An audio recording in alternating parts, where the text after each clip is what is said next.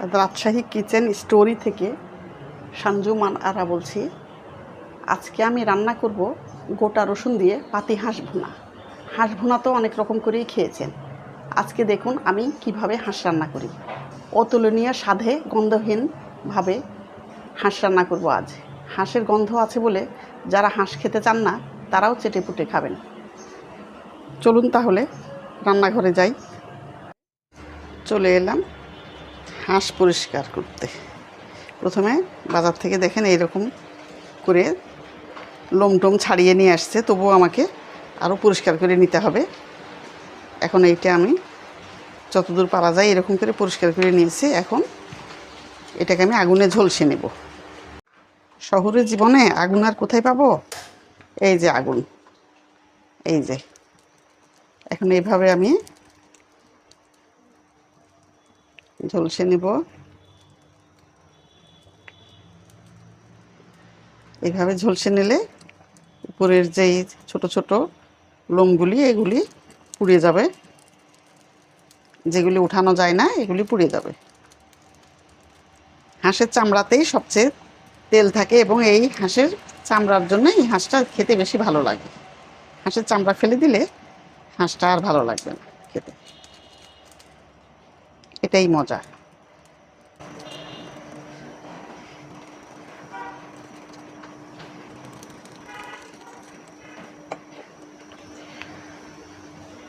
বেশ করে এইভাবে হাঁসটা আমি চুলাতেই পুড়িয়ে নেব।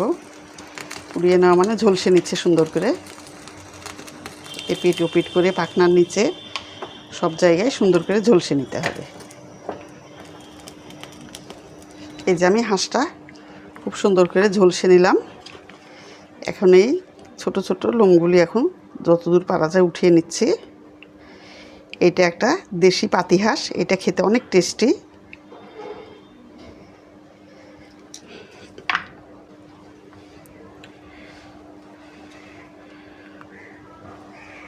ছেলেজের এখানকার এইগুলি সুন্দর হয়ে উঠে আসছে। এই যে এইভাবে আমি হাঁসটা পরিষ্কার করে নিই।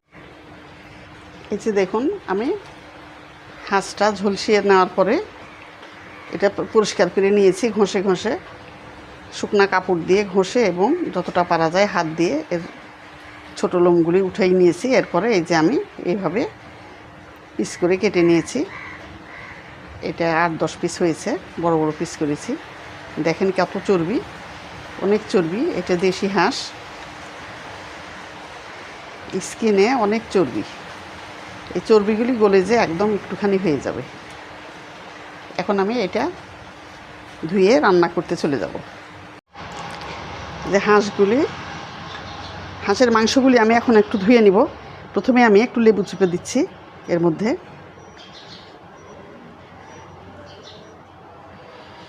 লেবু চিপে দিলে হাঁসের যে একটা গন্ধ থাকে এই গন্ধটা থাকবে না।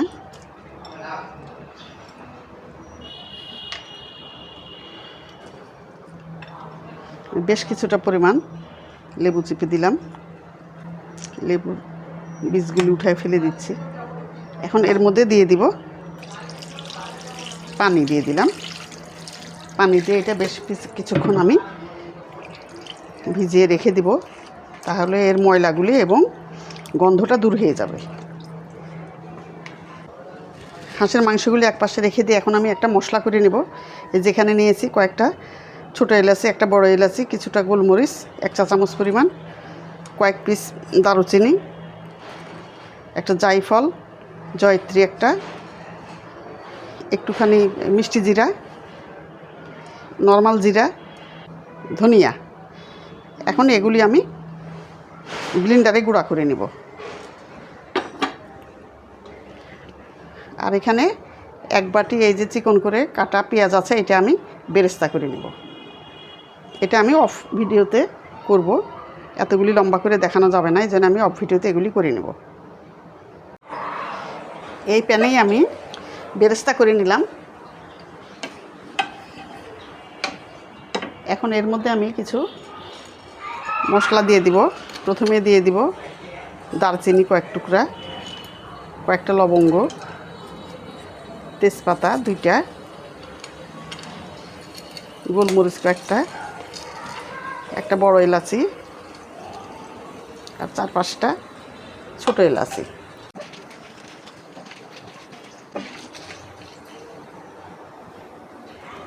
এখন আমি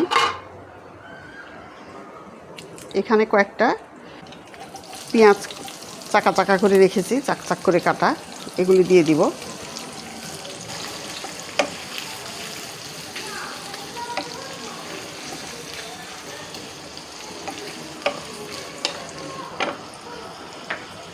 এখন আমি এর মধ্যে দিয়ে দিব 1/2 কাপ সরিষার তেল।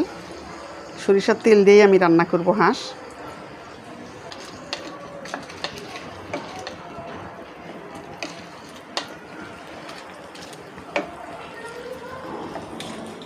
পেঁয়াজটা এরকম কাঁচা কাঁচাই থাকবে। পেঁয়াজটা কাঁচা থাকতেই আমি এর মধ্যে পরবর্তী মশলাগুলি দিয়ে দিচ্ছি। এখানে আমার আছে 2 টেবিল চামচ পরিমাণ রসুন বাটা, 1.5 টেবিল চামচ পরিমাণ আদা বাটা দিয়ে দিলাম। এখানে দিয়ে দিলাম 1 টেবিল চামচ পরিমাণ জিরা বাটা। এখানে দিয়ে দিলাম ধনিয়ার গুঁড়া, আমি এটা পানি দিয়ে গুলিয়ে সুন্দর আমি নরম করে নিয়েছি বাটা মশলার মতো। হলুদের বেলাতেও তাই, আমি হলুদও পানি দিয়ে ভিজিয়ে রেখেছিলাম। এখানে দিয়ে দিলাম 1/2 টেবিল চামচ পরিমাণ। আর এখানে দিলাম পুরো 1 টেবিল চামচ পরিমাণ মরিচ, এটাও মরিচের গুঁড়াটা আমি ভিজিয়ে রেখেছিলাম।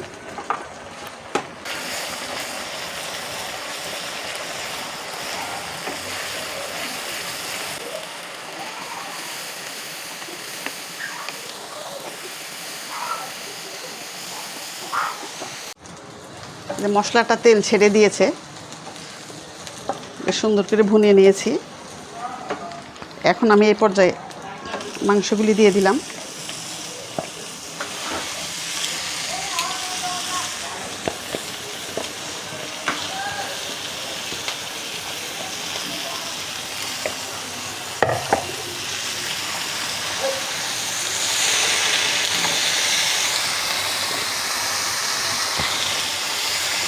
চুলার আঁচটা কমিয়ে দিলাম একটু।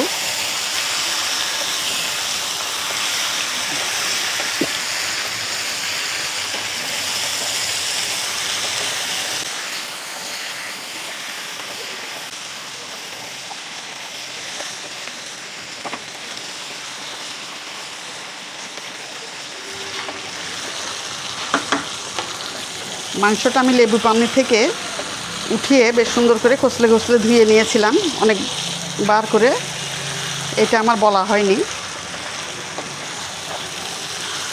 বহুবার করে ধুয়ে নিয়েছি। তারপরে রান্নাতে আসছি। এখন আমি এই পর্যায়ে দিয়ে দিব স্বাদ মতো লবণ। আমি এখানে 1 টেবিল চামচ পরিমাণ দিলাম। আর দিয়ে দিলাম যে মশলার গুঁড়াটা করেছিলাম সেই গুঁড়ার থেকে কিছুটা দিয়ে দিলাম। এখন বাকিটা পরে দিব।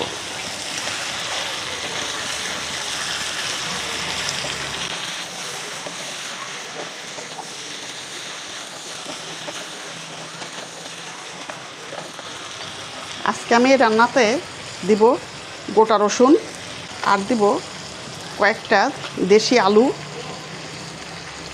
একটু লবণ আর হলুদ দিয়ে আমি ভেজে রেখে দিয়েছি একপাশে।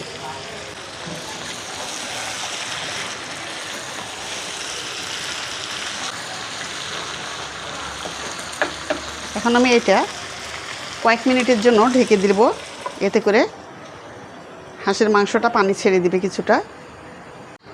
কয়েক মিনিট পর ফিরে আসলাম।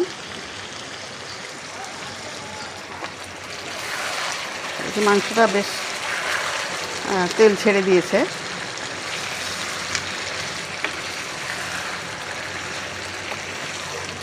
মাংস কষা হয়ে গেছে, কষানো। এখন আমি এ পর্যায়ে রসুনগুলি দিয়ে দিব, কারণ রসুন সিদ্ধ হতে চায় না, মাংসের সঙ্গে সিদ্ধ হয়ে যাবে। হাঁসটা অনেক ছোট, খুব তাড়াতাড়ি সিদ্ধ হবে আশা করছি। এখন আমি আরেকবার ঢেকে দিচ্ছি। কয়েক মিনিট পর ফিরে আসলাম।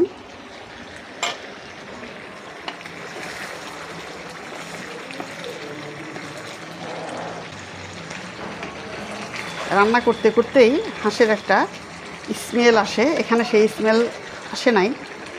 কারণটা হচ্ছে রান্নার টেকনিকের জন্য এটা হয় নাই। এখন আমি কিছুটা হালকা গরম পানি আমি ঢেলে দেব।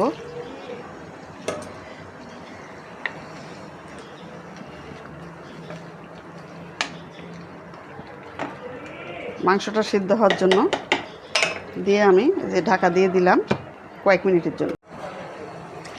10-12 মিনিট পর ফিরে আসলাম। এটা সিদ্ধ হওয়ার জন্য আমি একটু ধীর আঁচে দিয়ে রেখেছিলাম। দেখুন কি পরিমাণ তেল বের হয়েছে।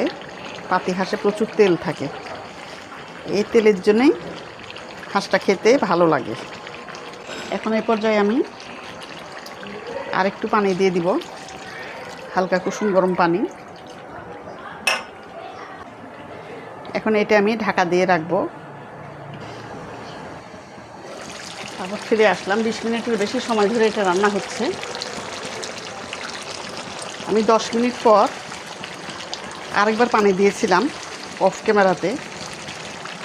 এতবার আমি দেখাইনি, অনেক লম্বা হয়ে যাবে ভিডিও, এই জন্য আপনারা বিরক্ত হয়ে যাবেন।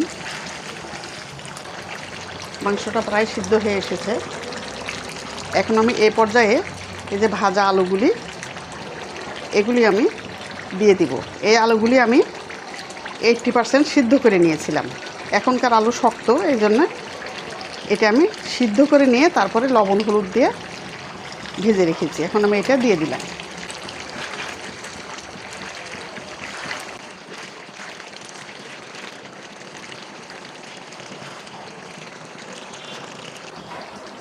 এখন আমি এই পর্যায়ে আরেকটু হালকা গরম পানি দিব।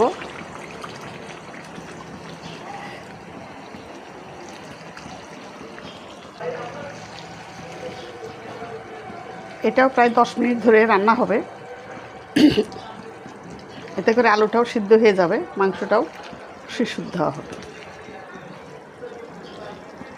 আমি এখন আবার ঢেকে দিলাম। প্রায় 10 মিনিট ধরে আবার রান্না হচ্ছে। এখন আমি এই পর্যায়ে দিয়ে দিব বেরেস্তাগুলি, আর দিয়ে দিব সে তৈরি করা মশলার একটুখানি রেখেছিলাম সেইটা।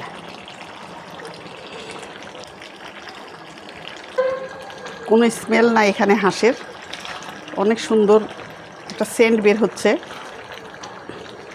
আমি যেইভাবে রান্না করলাম, যেই মশলাগুলি দিয়ে পরিমাপ যদি ঠিক থাকে, আপনারাও এইভাবে রান্না করতে পারবেন। হাঁসের কোনো গন্ধই থাকবে না এতে।